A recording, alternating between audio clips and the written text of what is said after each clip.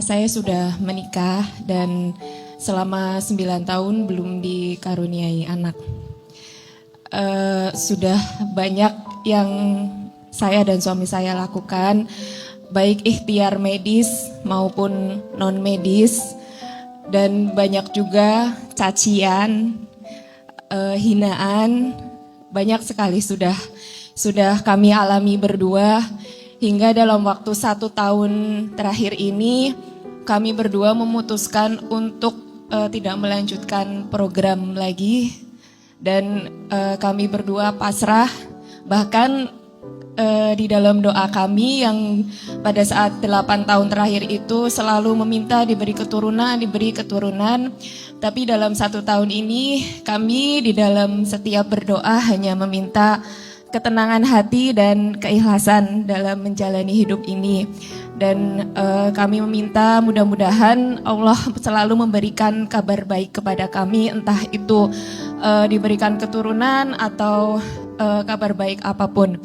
Nah, yang jadi permasalahan Ustadz, sampai saat ini masih ada orang yang menanyakan hal yang membuat kami itu marah ya, membuat kami itu bersedih. Bahkan itu dari orang terdekat kami, Ustadz, saudara kami. Akhirnya dengan seperti itu kami memutuskan silaturahmi dengan beliau. Bahkan di momen Lebaran kemarin kami berdua memutuskan untuk tidak mengunjungi beliau. Karena semata-mata kami menjaga agar hati kami itu tetap tenang dan tetap ikhlas dengan tidak mendengar apa yang dikatakan beliau, terutama tentang keturunan. Yang akan saya tanyakan Ustadz, apakah yang kami lakukan dengan memutus silaturahmi dengan beliau itu tepat? Dan apakah itu tandanya kami belum ridho, kami belum menerima takdir Allah? Dan bagaimana agar kami tetap istiqomah, kami tetap bisa dan Allah tetap ridho dengan apa yang kami lakukan, apa yang kami jalankan di hidup ini. Satu hal yang harus kita pahami dalam hidup, kita tidak akan bisa menyenangkan semua orang. Kadang kita sudah berbuat baik saja, masih ada orang yang gak baik sama kita. Maka rumusnya, kita berbuat baik sama orang bukan agar orang jadi baik ke kita, tapi kita berbuat baik sama orang agar Allah yang maha baik tambah baik sama kita. Ini yang harus kita pahami. Maka yang kedua, kita tidak diperintahkan untuk menyenangkan semua orang, tapi yang pasti kita diperintahkan untuk tidak menyakiti setiap orang. Maka Teteh tidak mudah untuk melewati arus ombak yang datang itu. Maka kita gak bisa mengatur arus ombak yang datang. Yang bisa kita atur adalah ajarkan tubuh ini berenang, agar ketika ombak itu datang kita bisa melewati arus itu. Kita gak bisa nutup mulut orang untuk bicara sama kita, gak bisa. Yang bisa kita lakukan adalah tenangkan hati, belajar melapangkan hati bahwa akan ada saja orang yang bertanya, yang kadang pertanyaannya bikin sakit hati. Tangan kita hanya ada 2. Kenapa Allah ciptakan 2? Karena 2 tangan ini gak bisa nutupin mulut orang bicara tentang apa ke kita. Tapi 2 tangan ini Allah ciptakan agar ketika ada rasa sakit yang kita rasakan, angkat kedua telapak tangan, menengadah sama Allah. Allah yang paling tahu isi hati kita.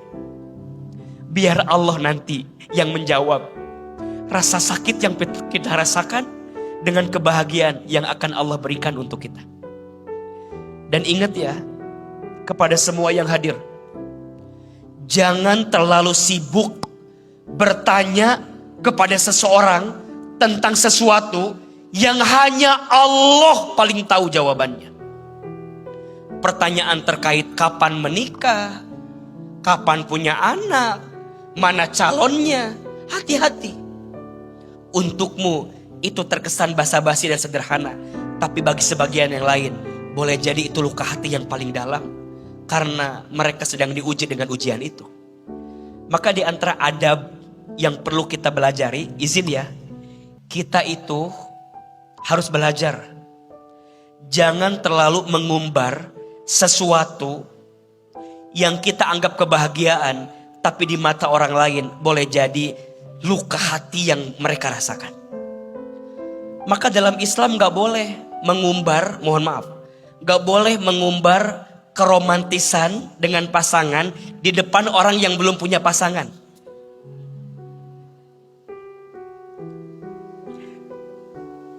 Kan sering ya. Hati-hati. Tidak semua orang melihat kebahagiaan kita dengan kacamata yang sama. Mungkin mereka punya luka hati yang dalam, sehingga tidak mudah untuk mereka lepaskan. Jangan bicara tentang kesuksesan di depan orang yang mohon maaf sedang sulit keadaannya. Makanya banyak orang yang tidak mau ikut reuni, karena reuni sering dijadi ajang sebagai pamer, betul nggak? Ajang flexing. Ada nggak yang begitu? Maka kalau ditanya tadi, Ahilman, apakah menjaga jarak dari orang yang menyakiti kita itu adalah memutuskan silaturahmi? Maka jawabannya bukan. Menjaga jarak dari orang yang menyakiti kita bukan memutuskan silaturahmi, tapi menjaga hati agar tidak tersakiti berkali-kali. Setuju? Boleh kok kita ngeblok sesuatu yang nyakitin kita, boleh. Unfollow orang yang nyakitin kita, boleh. Boleh. Itu bukan memutuskan silaturahmi, tapi itu menjaga hati agar tidak tersakiti berkali-kali. Bedakan antara memaafkan dengan melupakan. Memaafkan dengan melupakan itu beda. Memaafkan itu membersihkan hatimu agar tidak membenci kepada orang yang menyakitimu. Sedangkan melupakan membersihkan pikiranmu agar tidak ingat kepada yang menyakitimu. Memaafkan letaknya di hati, melupakan letaknya di pikiran.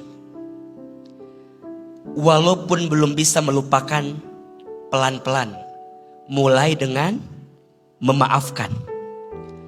Memaafkan itu tidak merubah masa lalu, tapi memaafkan mencerahkan masa depan.